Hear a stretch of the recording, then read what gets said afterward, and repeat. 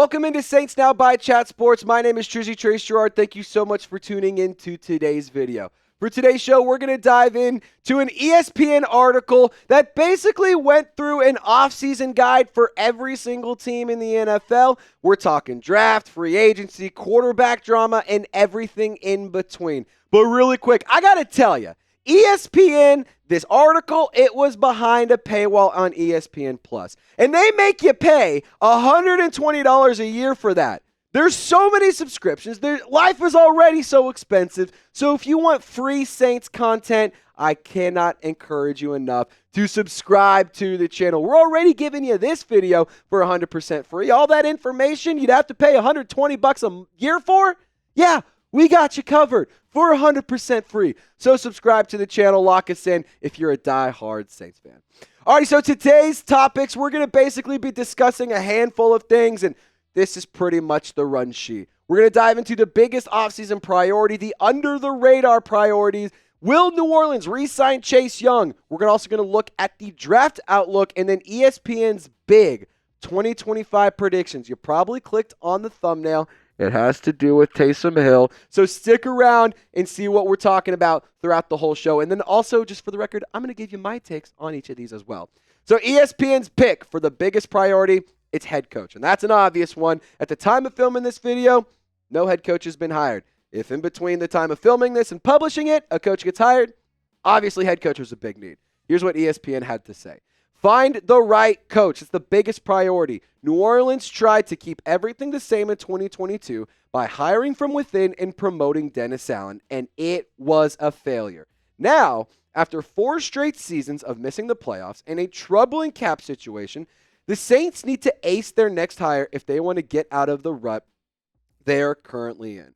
And so for me, outside of head coach, I personally think the biggest priority is addressing the cap space. Like, this rut that they are currently in, this nonsense that they've built, this hole that they've dug themselves, it is 100% avoidable if you have smart spending. And I will say, I do not hate that they did that over the past handful of years, because at one point in time, we were competing for Super Bowls.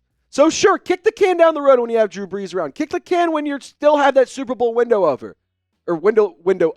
That window, ladies and gentlemen, it's closed. So you got to address the cap space. You got to fix that part of your roster. And an easy way to do that is by nailing your draft picks. But the current cap space right now, the Saints are roughly $50 million-ish over the cap right now, which still a lot of work to be done. But they've already cleared about $16.7 million because on paper, Ryan Ramczyk has already technically retired. So we're just waiting for that to actually officially happen. He's not coming back and playing football. It is 100% true. So the cap compliance plan, here's how you can get $48.6 million in 3 moves.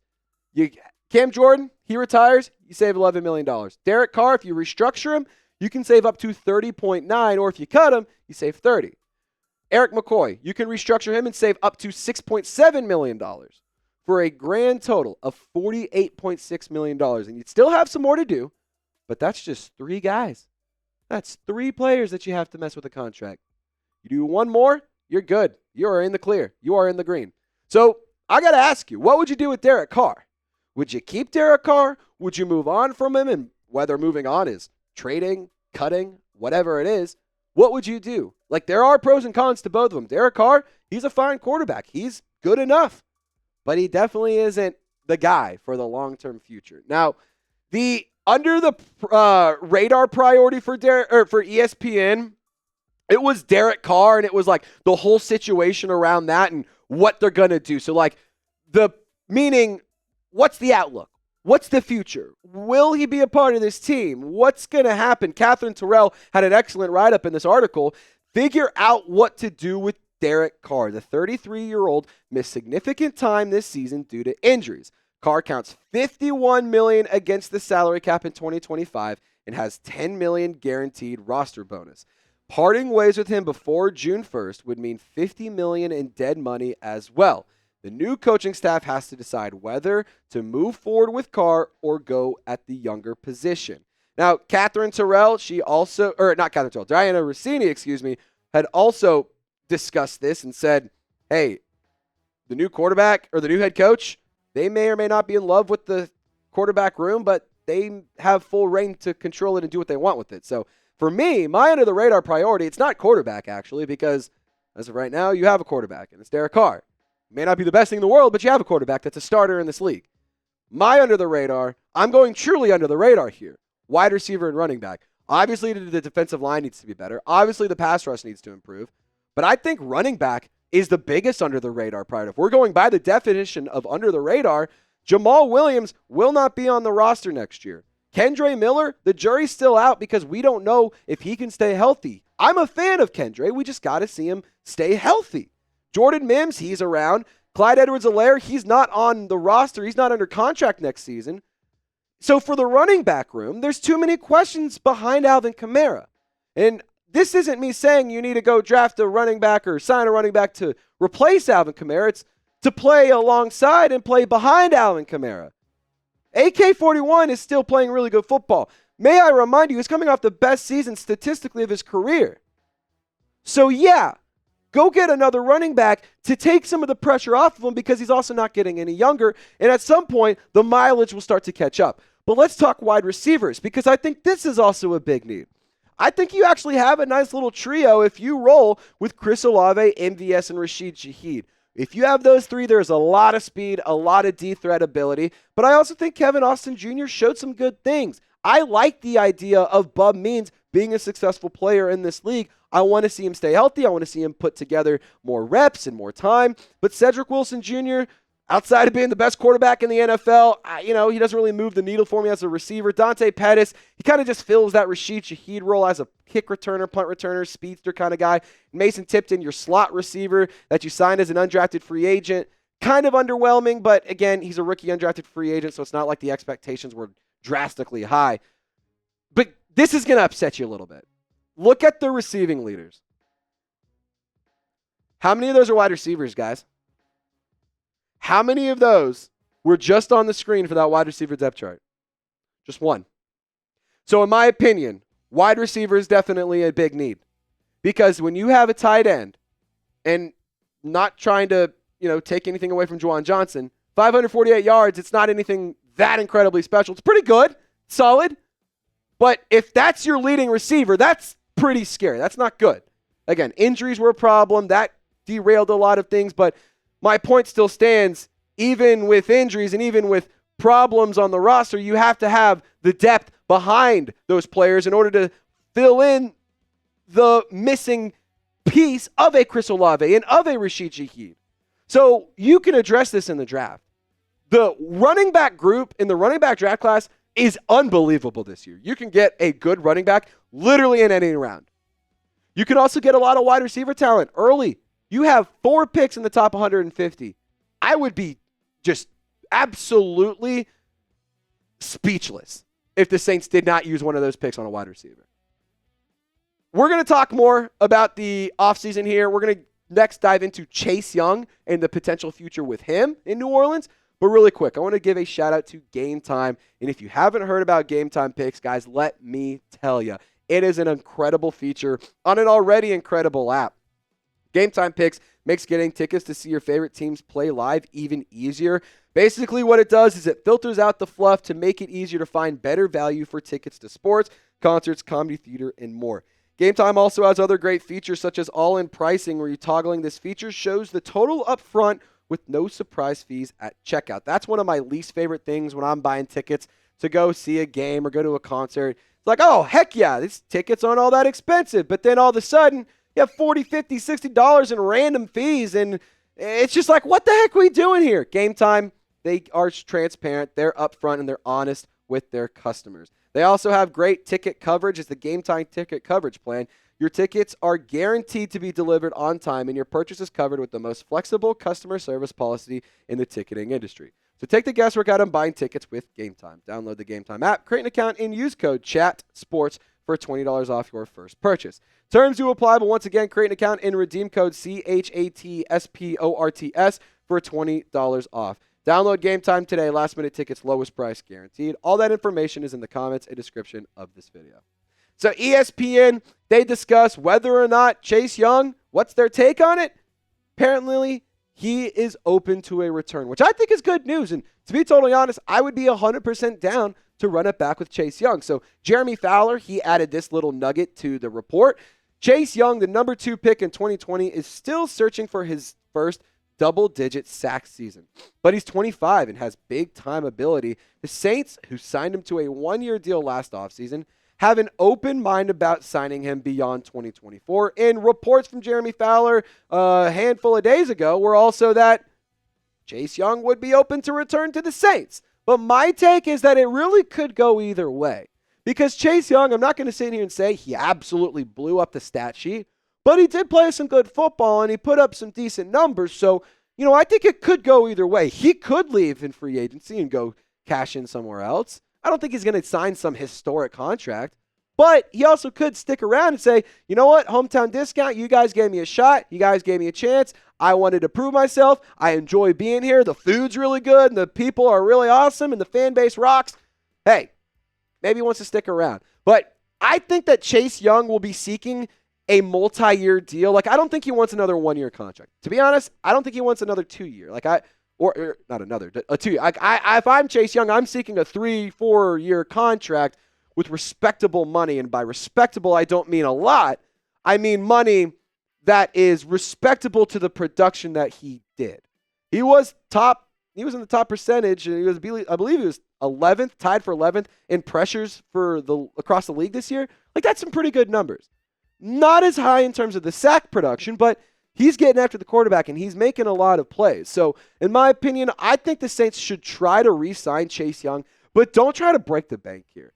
Don't over-offer him. Don't try and give him some ridiculously expensive, stupid contract because the sake of it. Like, I think that you can add to the edge rushing department in the draft. You can add to it in free agency. You can develop some of these guys and see what happens. Like, I like Chase Young. I think he's a good player. For the record, I really like him opposite of Carl Graderson.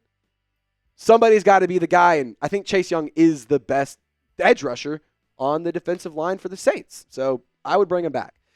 ESPN, they kind of addressed this idea as well. They said the take on the draft was actually just go ahead and pick an edge in the first round. And I don't disagree with that whatsoever. Like, I personally could see the Saints going really any direction in round 1. I also could see them going just best player available, but ESPN, they suggested the Saints go ahead and take Mykel Williams, the Georgia edge rusher. No one position can be written off as a first-round need for New Orleans.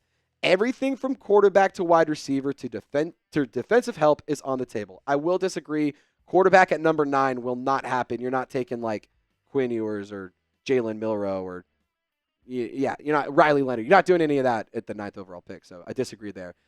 Given the team's high draft slot, a pass rusher such as Georgia's Mykel Williams could be an option. Now, I also don't hate going best player available. If Mykel Williams is the best player, hell yeah. If you don't have Tet McMillan, you don't have Will Johnson, you don't have Mason Graham, Abdul Carter, Will Campbell. So all of those guys are gone. But Ashton Jinty's there. Shoot, man, why not? He's a damn good football player. I don't hate drafting best player available. It doesn't matter what position it is. Because the Saints have so many needs. Quite frankly, just getting a high-end talented player is a big win. I mean, the biggest needs, in my opinion, there's so many of them. I try to go top 5, but top 6 is really what it is. The defensive line as a whole, I think you need edge rushers. I think you need defensive tackles. I also think running back and wide receiver is a need. I've said that earlier. Left guard is a need. I think right guard, you have Cesar Ruiz. I don't absolutely love Cesar Ruiz, but he's there and he's fine enough. I don't think tackle is that big of a need, to be totally honest. Talia Sefuaga and Trevor Penning were solid this past year, but cornerback is a big one in my eyes. So ESPN's big prediction, you guys have been waiting for it all video. Trade Taysom Hill to Denver. I would hate this, for the record. I would hate to see Taysom Hill go play in another uniform. I get it. Sean Payton, there's ties there and whatnot, but there is also one thing to note. He's recovering from a pretty serious knee injury, so that could make a pretty big impact on whether or not Denver's actually interested. I do think if they were to trade Taysom Hill, that would probably be something closer to the deadline because Taysom Hill's got to get healthy first. I doubt a team's going to trade for an injured 35-plus-year-old player that is really good and a great utility player, but too many is, that's what I'm saying. But here's what ESPN said. There are a few inevitable dominoes to fall for the Saints' impending cap recovery, including the potential retirements of right tackle Ryan Ramczyk, which already has happened on paper, and edge rusher Cam Jordan, and the restructuring of Derek Carr's deal. I'm not sure exactly what happens with Taysom Hill, the 35-year-old do-it-all playmaker who is due to hit the 2025 cap for $18 million next season, which will be the fourth biggest tight end cap hit in football. I expect the Saints to try and trade him. The Broncos, as nobody else, would really be interested, obviously with ties to Sean Payton, while modifying his contract to create cap relief. Now, I truly doubt the Saints trade Taysom Hill for all of the reasons I just said. He's recovering from an injury. He's also a really, really good football player. And, I don't know what his trade value would be. Like, is Sean Payton going to give up a third or a fourth for Taysom Hill? Probably not. Like, I just don't think Taysom Hill's on the move. I think he's going to be around with the Saints. I think he's going to come back this season, maybe do one more and then retire. Like, he's getting old, man. It's just the reality of the world that we live in. My bold prediction, though, ESPN kind of mentioned it, but they didn't go with it. This is my bold prediction, Cam Jordan retiring. I don't think it's actually, like, guaranteed he retires. Cam has said multiple times he wants to come back and play another season. He has also said multiple times that if he is done in New Orleans, it's not his doing, it's somebody else's. It's the team's doing. There was reports that he tried to get out after the Panthers game and whatnot. Obviously, he didn't, and he's still here. But Cam Jordan has said multiple times he wants to retire as Saint. His dad, he was a career Viking. Cam Jordan wants to do the same thing, be a career Saint. Like, I think Cam would rather play, I think he would rather retire than play somewhere else. I don't think Cam Jordan wants to suit up in another uniform. I don't think he wants to bear another NFL logo. I think he would rather just hang it up and say, you know what? I had a good run. We'll go ahead and just start this media thing and have some fun with the podcast world and everything. It just doesn't feel like Cam Jordan's going to be on the move anywhere else. It feels like either he retires or they restructure his contract or something again. So what's your bold prediction for the 2025 offseason? Let me know down in the comment section. Have some fun with it. This was a little bit of a longer video, so for those of you who did stick around, want to give you an opportunity to have some fun in the comments section. I'll reward you guys by replying to a bunch of y'all, so hang out in the comments, watch the whole video. I cannot say thank you enough for tuning in. Friendly reminder to subscribe to the show. We're out in New Orleans currently, / we're about to be in New Orleans. I'm filming this video in Dallas. We're there for Super Bowl week for media on Radio Row, on Bourbon Street Canal, everything in between. We're having a blast. So, guys, subscribe. You probably have seen some of the coverage already, but I can't say thank you enough for watching. Y'all stay golden. We'll see you next time.